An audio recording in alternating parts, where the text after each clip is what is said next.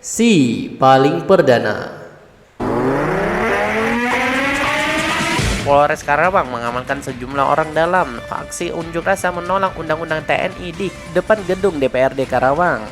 Pada hari Selasa 25 Maret, Kapolres Karawang, AKBP Edward Zulkarnain, menyebut aksi yang berlangsung sejak sore itu telah mengarah ke tindakan kriminal karena adanya perusakan fasilitas gedung.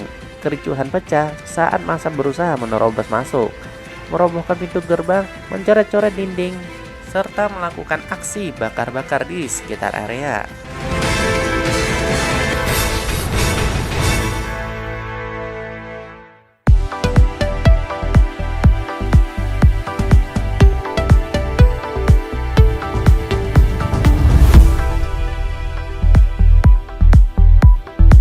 Assalamualaikum warahmatullahi wabarakatuh. Selamat pagi, apa kabar Anda hari ini? Semoga sahabat DNP selalu diberikan kesehatan dan dapat menerima informasi yang faktual serta terkini di pagi harinya dalam DNP in the Morning edisi Kamis 27 Maret 2025 bersama saya Teguh Fadila. Berikut ini adalah fokus utama kami pagi ini. Tragedi di perlintasan kereta api Sukoharjo, 4 orang meninggal dunia. Skema ganjil genap hingga one way disiapkan untuk arus mudik 2025. Kebakaran hutan melanda Korea Selatan dan Jepang, puluhan korban jiwa.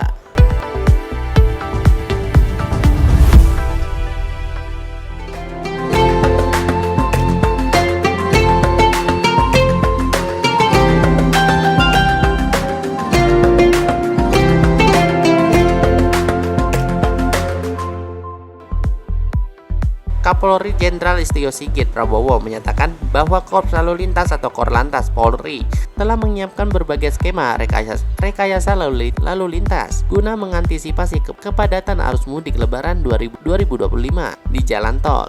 Beberapa strategi yang akan diterapkan secara situasional antara lain sistem ganjil genap, kontraflow, serta one way nasional. Posko pemantauan di KM 50 Tol Cikampek akan menjadi titik utama untuk menentukan penerapan rekayasa lalu lintas berdasarkan kondisi kepadatan kendaraan pemudik. Rekayasa lalu lintas mulai diberlakukan hari ini dengan skema yang disesuaikan dengan jumlah kendaraan di jalan tol. Jika volume kendaraan masih di bawah 7.000, maka akan diterapkan kontraflow. Sementara jika jumlahnya melebihi 8.000, maka skema one way akan diberlakukan. Setiap perubahan akan diinformasikan secara berkala berbagai platform media agar masyarakat dapat bersiap dan menyesuaikan perjalanan mereka dengan kebijakan yang diterapkan. Pergerakan lalu lintas angkutan udara selama periode mudik Lebaran 2025 diproyeksikan meningkat sebesar 5% dibandingkan tahun sebelumnya. Direktur Utama Airnav Indonesia, Afirianto Suratno, mengungkapkan bahwa puncak pergerakan pesawat diperkirakan terjadi pada Rabu 26 Maret. Sementara arus balik diprediksi memuncak pada 6 April. Dalam puncaknya, lalu lintas penerbangan dapat mencapai 1.200 hingga 1.300 pergerakan per hari, meningkat dari 1.000 pergerakan yang tercatat pada 21 Maret 2025. Untuk memastikan kelancaran dan keselamatan penerbangan selama periode mudik, Airnav Indonesia menerapkan berbagai langkah navigasi, termasuk operasional 24 jam di 60 lokasi cabang serta kesiapan prosedur darurat. Selain gangguan cuaca dan operasional, ancaman dari balon udara liar yang biasa dilepaskan dalam tradisi Syawalan juga menjadi perhatian serius. Tahun lalu lebih dari 50 laporan balon udara liar diterima, dengan beberapa mencapai ketinggian lebih dari 330 meter yang berpotensi membahayakan jalur penerbangan.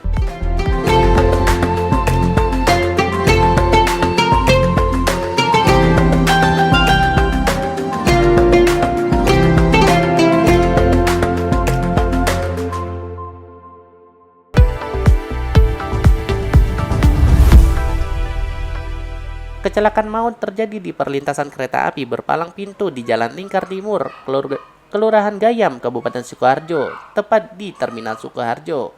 Insiden ini melibatkan kereta api Batara Kresna yang melaju dari Wonogiri menuju Solo dengan sebuah mobil Daihatsu Sigra bernomor polisi B2883 BYJ.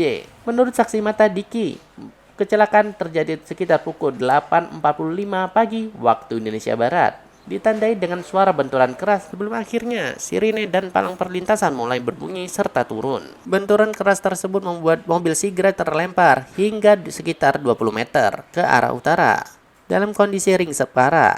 Garis polisi segera dipasang di lokasi, sementara warga yang berkerumun menyaksikan proses evakuasi. Sebuah mobil TAF disiagakan untuk membantu mengevakuasi kendaraan korban. Dari total 7 penumpang di dalam mobil, 4 orang dilaporkan meninggal dunia. Kejadian tragis ini mengingatkan pentingnya kewaspadaan saat melintasi perlintasan kereta api, terutama yang dilengkapi dengan palang pintu otomatis.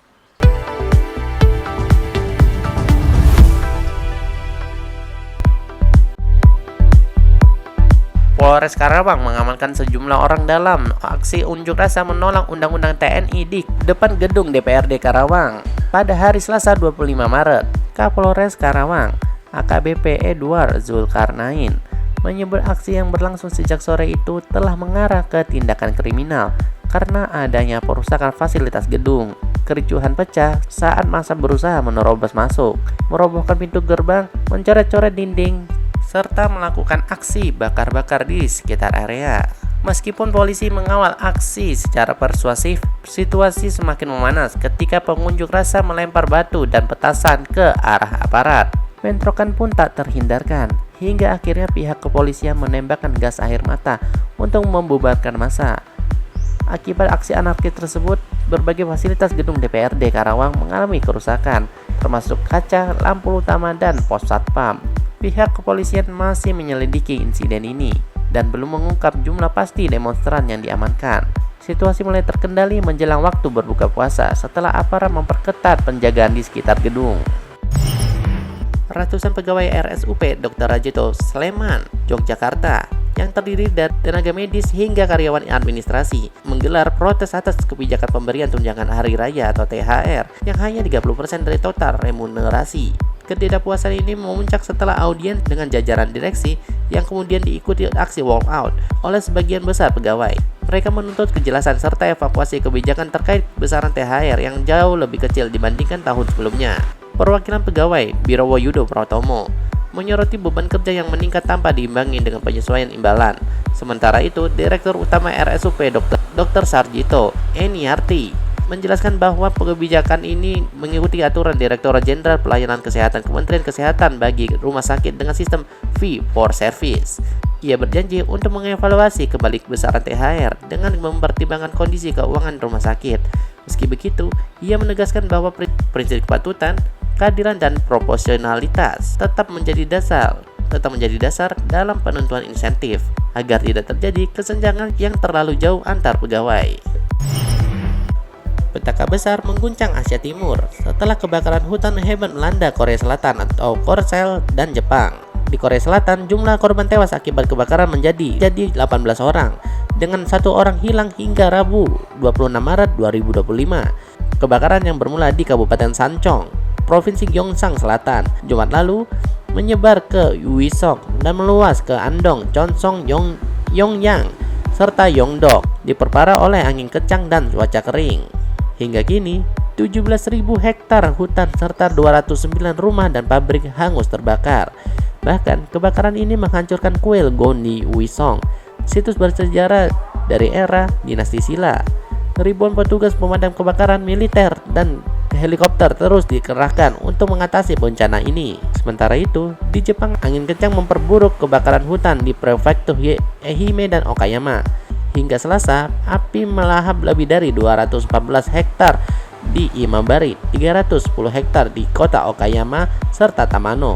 Sedikitnya 8 bangunan hancur akibat kebakaran ini. Pemerintah Jepang telah menginstruksikan langkah tanggap darurat dengan mengerahkan pasukan bela diri dan helikopter untuk memadamkan api. Ribuan warga di 2 prefektur tersebut telah diperintahkan untuk mengungsi demi keselamatan mereka. Sebelumnya, Jepang mengalami kebakaran besar di Ofunato, Prefektur Iwate, serta menghanguskan setidaknya sekitar 3.000 hektar selama 12 hari sejak akhir Februari sebelum akhirnya bisa dikendalikan.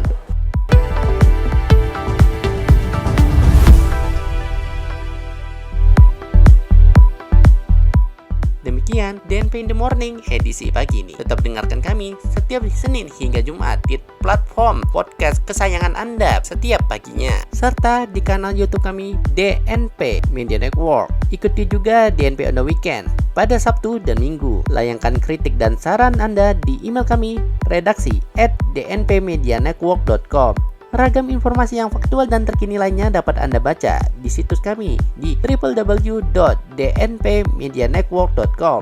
Mewakili kerabat kerja yang bertugas, saya Teguh Fadila, pamit undur diri. DNP Integrated News, lebih informatif, lebih terinformasi. Ramadan for you. Selamat pagi Indonesia dan selamat beraktivitas.